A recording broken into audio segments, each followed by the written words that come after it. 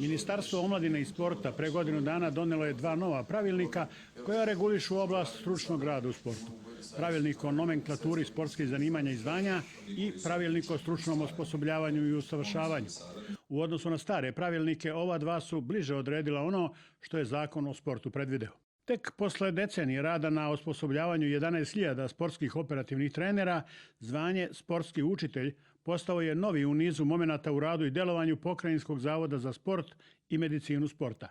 Inspekcija Ministarstva omladine i sporta utvrdila je činjenično stanje, proverila objekte, njihove sadržaje i kadrove zavoda i na osnovu izveštaja inspektorata ministar je potpisao rešenje kojim se odobrava zavodu da se bavi poslovima stručnog osposobljavanja. Stupanjem novog pravilnika, Pokrajinski zavod za sport i medicinu sporta je u najkraćem mogućem periodu pristupio akreditaciji.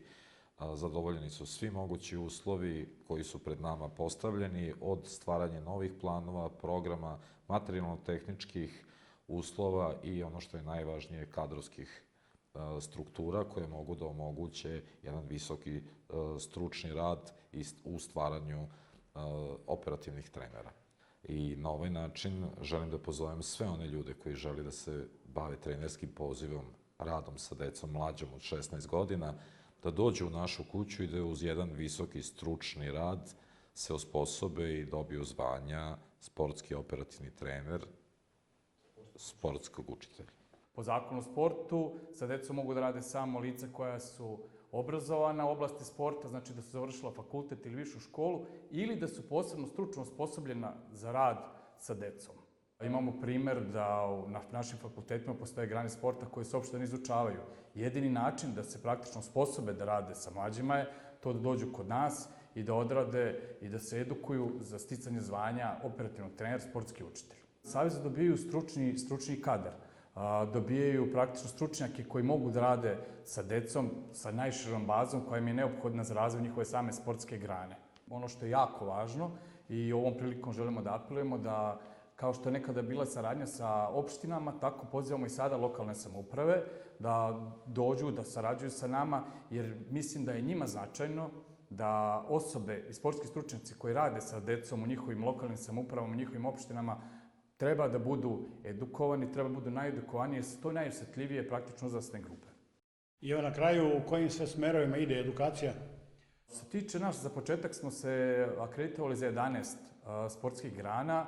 Najveći su košarkaški, rukometni, savez, odbojkaški, ali takođe i za jednu oblast sporta, rekreativnog sporta. Ali to nije kraj.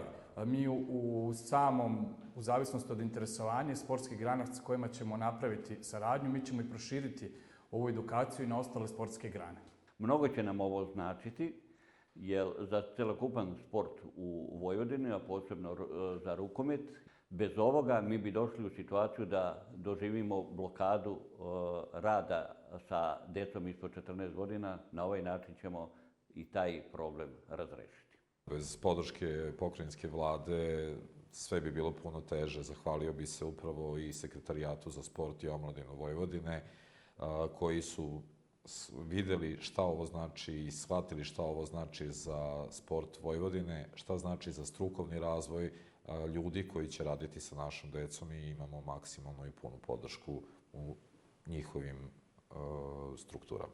Sa dozvolom za osposobljavanje kadrova u 11 sportskih grana i oblast rekreativnog sporta, ekipa Pokrajinskog zavoda za sport i medicinu sporta u Novom Sadu u novoj etapi svoga rada suočava se sa novim izazovima, ali tu nije kraj.